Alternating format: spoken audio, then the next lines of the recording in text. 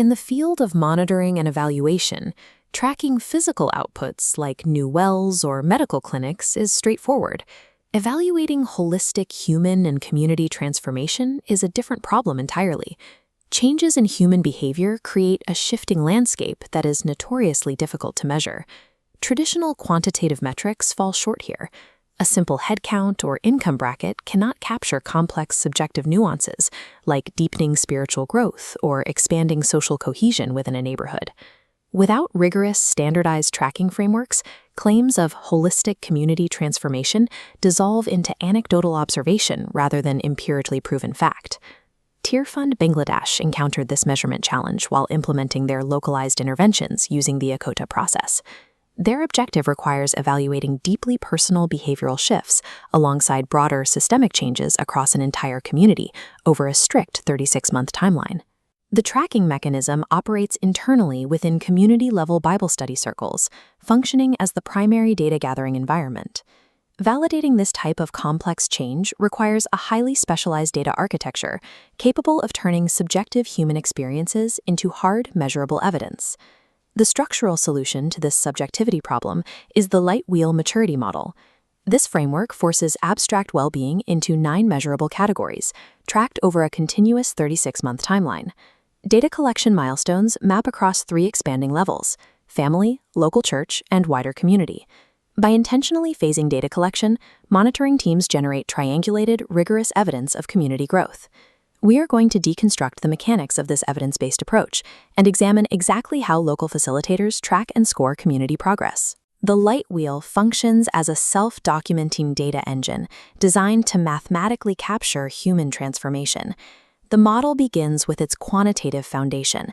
This chart shows the specific variables tracked within the framework, dividing community health into specific spokes like living faith, personal health, and social capital. A maturity model scoring mechanism overlays these specific categories. Facilitators work with communities to assign strict numerical values to the 9 spokes. These initial numeric scores establish a vital statistical baseline. Comparing this starting baseline with eventual endline data generates a clear statistical trend graph.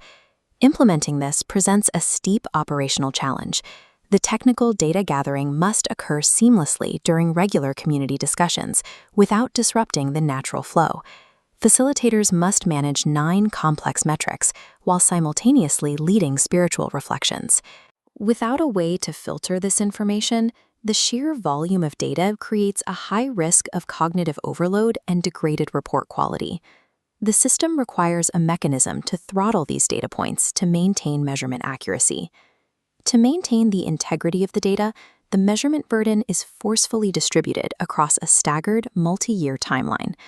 This chart details the structural solution to data overload, pursing the 9 spokes across 66 distinct intervention sessions over exactly 36 months. Phase 1 occupies the first 3 months. It acts as a sensitization period. Phase 2, Me and My Family, spans months 4 through 9, dedicating 3 sessions to establish baselines for the first 3 light wheel spokes.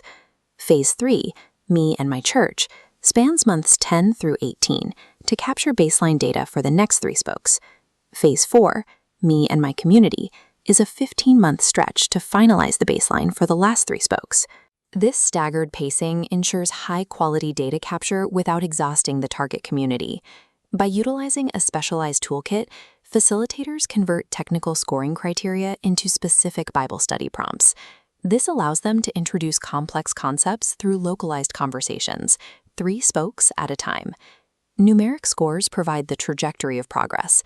However, these figures are silent on the external pressures, like local economic shifts that cause the data to move. Pure statistics cannot account for local context or external community pressures that affect growth. A statistical trendline must be married to structured qualitative contextualization to be considered valid evidence under modern standards. The qualitative evidence gathering component is executed through cyclical learning reviews.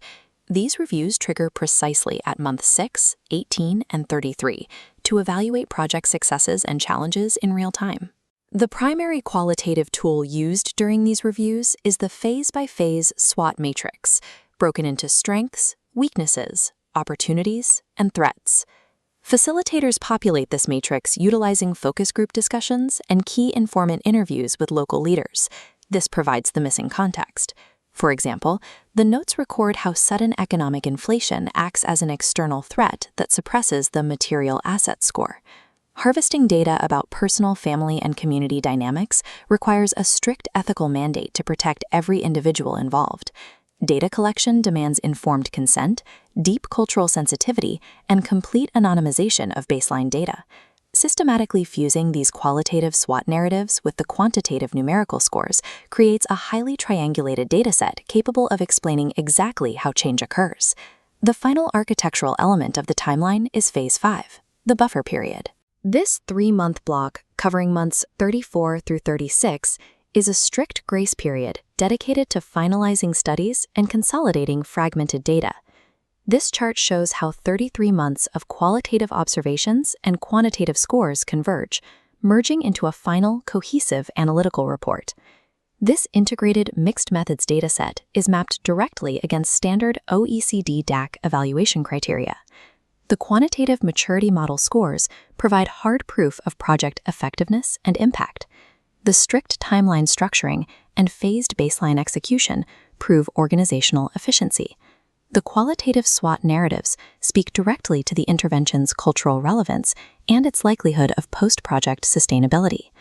By enforcing a self-documenting data architecture, the light wheel maturity model systematically tracks, measures, and proves holistic community transformation.